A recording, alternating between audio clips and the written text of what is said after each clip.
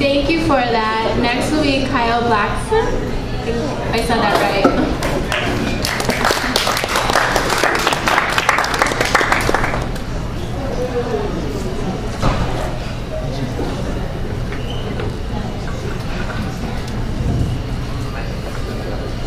Just got a few today, a couple poems and then one of my spoken word pieces. This one's called Plague of Spite.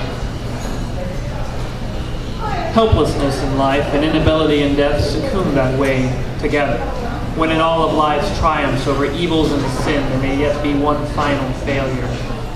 Behind every great man there is another great woman, and although this oft may tend to quickly be forgotten, there are truths and sayings. While there is still chance that death has yet to be begotten, and although here, today, one can seek and find an omen, each life has its flames. Remember what life is. Understand what death means. What seems to be may not be true breath, and so forth now I write. For there are things which provide a life within, although the life without be plagued with spite. Thank you.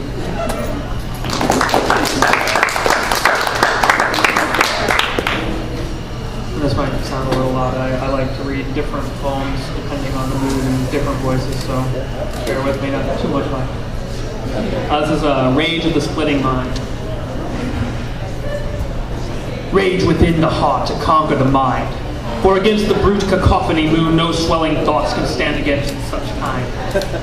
That barbaric essence which flows beneath the surface of the skin enrages even the most placid nerves, now itching from within. Such duality in reality says more about the core of passion, and in a fashion sets the rough stage of the heart's cage within a rage. Resting inside this destructive divide, all pure, are emotions of great fury, set to the motions of the love shuns, those sweet notions. Split mind thoughts of dimentia's calling, as those spiritual and more ghastly figurings passed first through life and lastly, here their stability falling.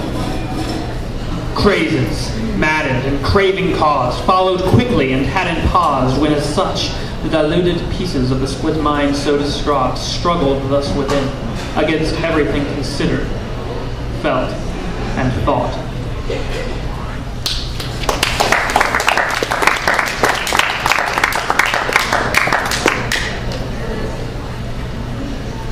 And this is a spoken word piece called Massive Secret Lives, one of the few ones that I've ever tried. And you don't mind. Was this one working better? There we go. Do you know what a secret is? How many do you have? What kinds of gossip interest you? What do you really know? So many people only show what they want to see, and some will only be what they think will get them farthest. But really, what do they know? They don't know best.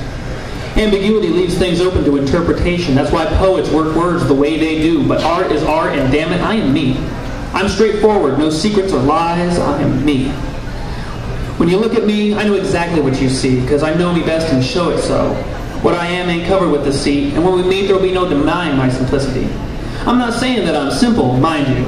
You'll just understand me better than any of those little secret shakers you have to deal with in the day-to-day. You'll understand me because you'll know the rest. You'll know who I am. Myself shows.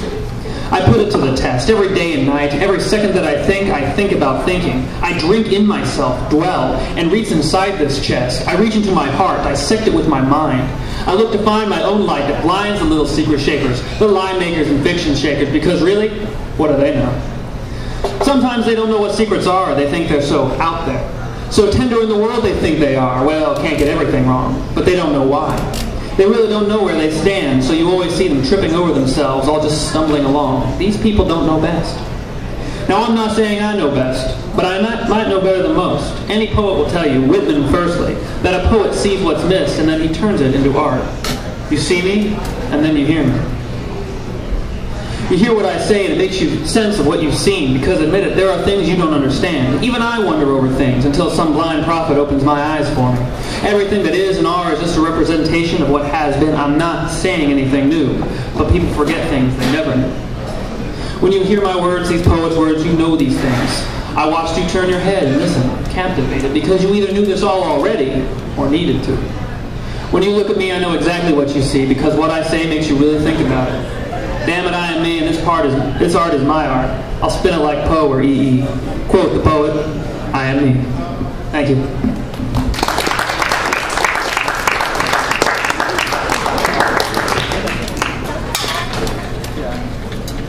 Jason, just like put that up on the page.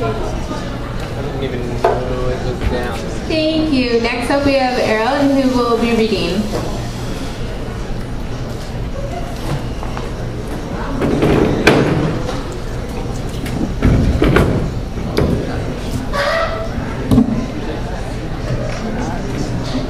Good evening. I've never done this because I'm imitating Manuel from last week. I've never read before, so we're going to try these guys, you know.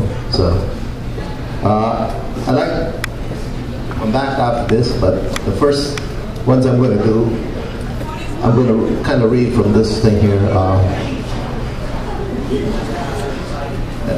and give homage to our Native Americans. Who are, you know, the forgotten people. There was a warrior named Tecumseh, and he was a Shawnee chief. He lived between 1768 and 1813. And after the American Revolution had ended, the alliance of the Indians had broken up. So about 1790, Tecumseh tried to reinstate the alliance of the Indians. And he believed that an alliance of the Indians north of the Ohio River, you know, and would not be sufficient to resist the American encroachment. And therefore, he tried for several years to unite the southern tribes.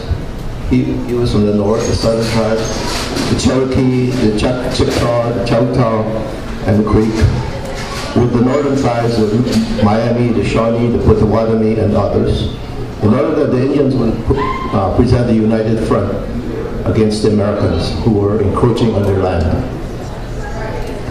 In 1890, while Tecumseh was undertaking his diplomatic mission back to the South, the Indiana governor, William Henry Harrison, negotiated a treaty with the Indians while he was gone.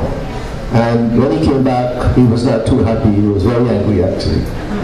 And he wrote a letter in which he protested his purchase of the land. He tried again in the South in 1811, and while he was there, Harrison attacked at a place in now called Tippecanoe. You know that song, Tippecanoe, you know. And he took the land there. Now, this is what Tecumseh said.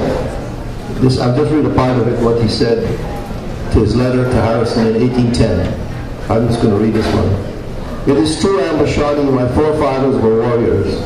Their son is a warrior. From them I take my only existence. From my tribe I take nothing. I am the maker of my own fortune, and that I could make of my own fortune, and that I could make of my red people and of my country as great as the conceptions of my mind when I think of the spirit that rules the universe. I would not then come to Governor Harrison to ask him to tear the treaty and obliterate the landmark. But I would say to him, sir, you have the liberty to return to your own country.